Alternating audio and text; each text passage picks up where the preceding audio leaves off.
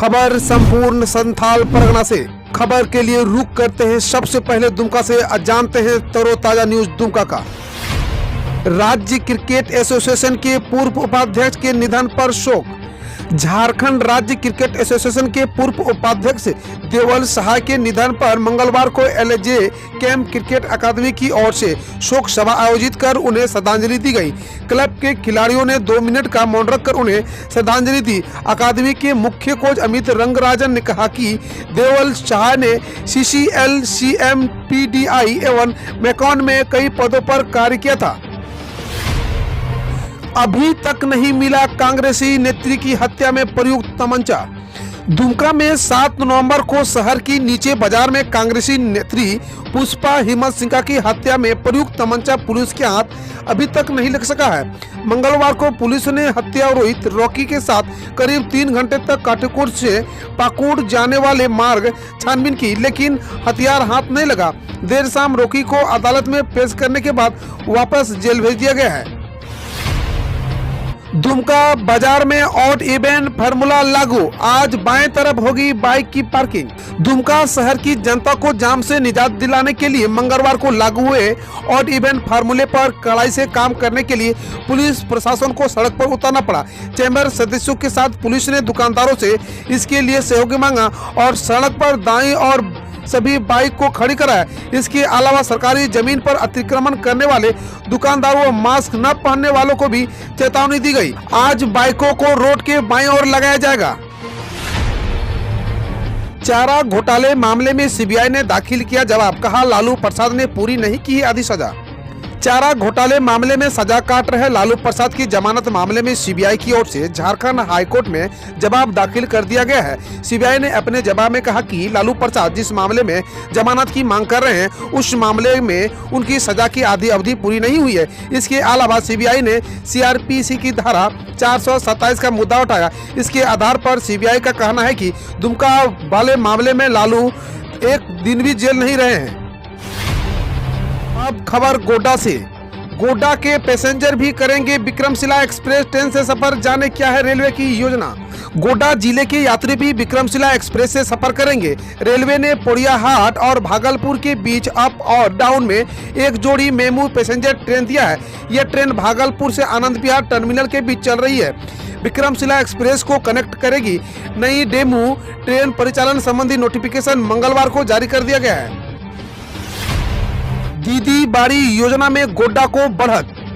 गोड्डा में दीदी बाड़ी योजना में राज्य स्तर पर गोड्डा जिला प्रथम 3 जिलों में शुमार हो गया है। मनरेगा के तहत छोटे किसानों के लिए राज्य सरकार की अति महत्वाकांक्षी योजना दीदी बाड़ी में गोड्डा जिले ने राज्य स्तर पर प्रथम 3 जिलों में अपना स्थान सुनिश्चित करने में सफलता पाई है।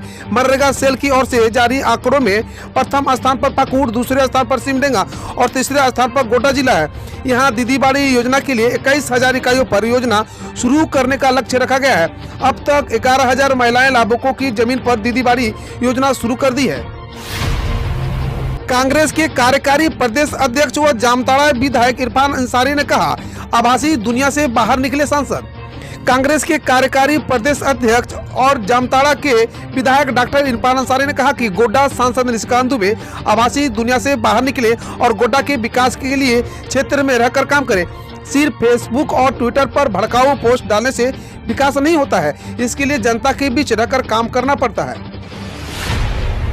खबर जामताड़ा से है। फर्जी कंपनी बनकर 10 करोड़ ठगी में जामताड़ा से 2 गिरफ्तार। एंजल ब्रोकिंग प्राइवेट नामक फर्जी कंपनी बनाकर मैथन के लोगों को करोड़ों का चूना लगाने के मामले में पुलिस ने जामताड़ा के पिपरा गांव से 2 आरोपियों को दबोचा है।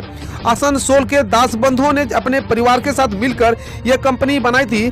मैथन के सैकड़ों लोग से करीब 10 करोड़ रुपए की ठगी करने का खुलासा करते हुए पुलिस ने इस मामले में FIR दर्ज कर लिया है। मुखिया पर अवैध राशि निकासी का आरोप।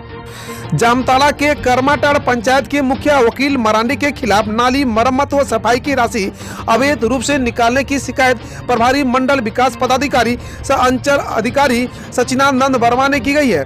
लिखित शिकायत योजना के अध्यक्ष नितेश गुप्ता तथा सचिव विवेक कुमार ने की है। 14वें वित्त कार्य योजना के तहत 82,000 की निकासी का आरोप लगाया गया है। सीओ ने इसकी जाँच शुरू करवा दी है। ग्रीन कार्ड के लाभुकों को आवेदन का होगा सत्यापन। जरूरतमंद परिवारों को निर्धारित समय सीमा के अंतर्गत ग्रीन कार्ड उपलब्ध कराने को लेकर प्रखंड सभागार में आपूर्ति विभाग की समीक्षा बैठक हुई।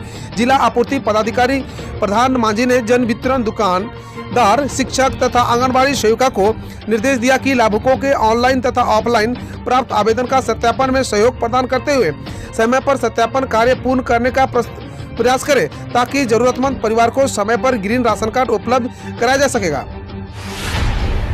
अब खबर देवघर से हवाई सेवा शुरू करना प्राथमिकता होगी। देवघर के उपायुक्त सह जिला दंडाधिकारी मंजूनाथ भजंत्री की अध्यक्षता में मंगलवार को देवघर एयरपोर्ट के निर्माण कार्य के प्रगति की समीक्षा बैठक का आयोजन समाहरणालय सभागार में किया गया।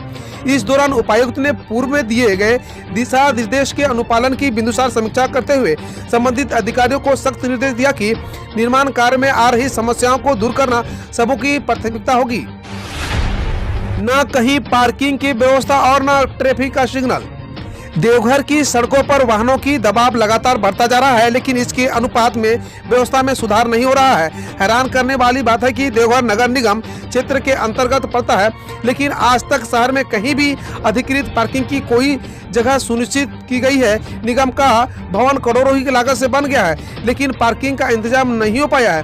पार्किंग नहीं रहने के कारण लोग सड़क पर गाड़ियां खड़ी कर देते हैं।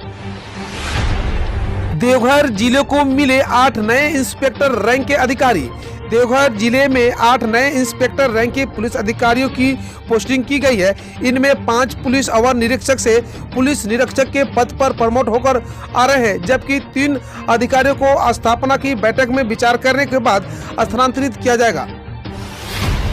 खबर पाकुड़ से, लक्ष्य के अनुरूप प्रखंडों में करें प्रदर्शन। डीसी कार्यालय के सभागार में उपायुक्त कुलदीप चौधरी ने शाम प्रधानमंत्री आवास योजना ग्रामीण एवं मनरेगा के तहत संचालित योजनाओं की प्रगति की समीक्षा की। उपायुक्त ने क्रमवार सभी प्रखंडों अमरापड़ा, हिरनपुर, लिट्टीपड़ा, महेशपुर व पाकुड़ में PMAYR की प्रगति की समीक्षा की। उन्होंने समीक्षा बैठक में योजना की रफ्तार पर असंतोष जताया, कहा कि इसमें अविलंब सुधार लाएं।